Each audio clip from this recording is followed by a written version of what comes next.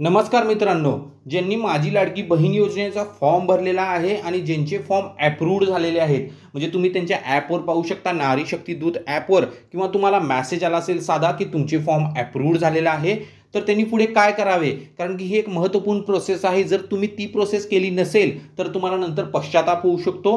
कारण की detail process आहे, अतिमहत्त्वपूर्ण प्रोसेस आहे.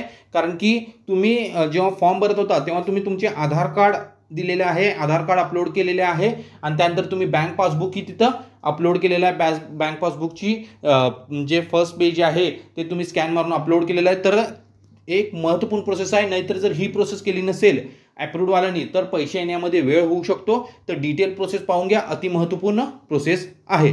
फर्स्टली तुम्हाला जे करायचं आहे त्यासाठी तुम्हाला फर्स्टली करायचं आहे, तुमचं मोबाईलचं जे गुगल क्रोम आहे किंवा लॅपटॉप किंवा कॉम्प्युटरचं जे गुगल क्रोम आहे त्याच्यावर सर्च करायचं आहे माय आधार लॉगिन. माय आधार लॉगिन सर्च केल्यानंतर जी वेबसाईट फर्स्ट येईल त्यावर क्लिक करायचं आहे, माय आधार लॉगिन. त्याच्यावर क्लिक केल्यानंतर अशा प्रकारचा इंटरफेस ओपन होईल. ते मला इथं थंब दिसेल आणि इथं लॉग इनवर क्लिक करायचं आहे. लॉग इनवर क्लिक केल्यानंतर तुम्हाला अशा प्रकारचं पेज ओपन होईल. त्यामध्ये तुम्हाला डिटेल दिसेल की अशा प्रकारचं पेज ओपन झालेलं आहे.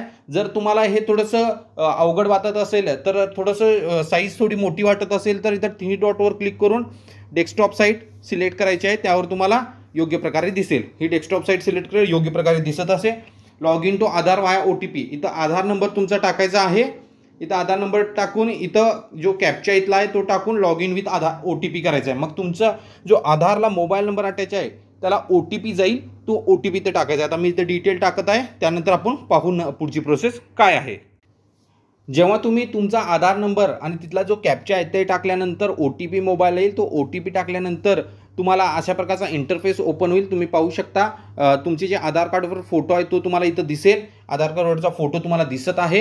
हा आधार कार्डवरचा फोटो आहे. यामध्ये तुम्हाला जे महत्त्वपूर्ण चेक करायचं आहे, ज्यांनी फॉर्म भरलेला आहे, ज्यांचं अप्रूव्ड आहे, ज्या महिलांचं अप्रूव्ड झालेलं आहे त्यांनी जे चेक करायचं आहे ते महत्त्वपूर्ण चेक करणं कोणतं आहे, ते बँक सीडिंग स्टेटस हा चेक करायचा आहे. तुमचं बँक सीडिंग स्टेटस याच्यावर क्लिक करायचं आहे.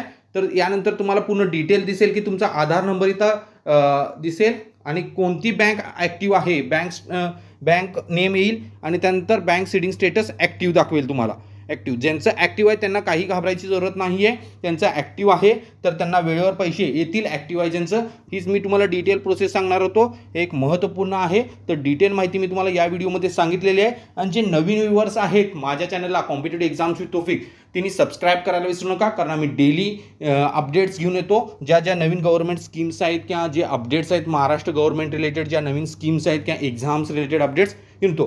तर thank you for watching my video. Please like, comment and subscribe my channel.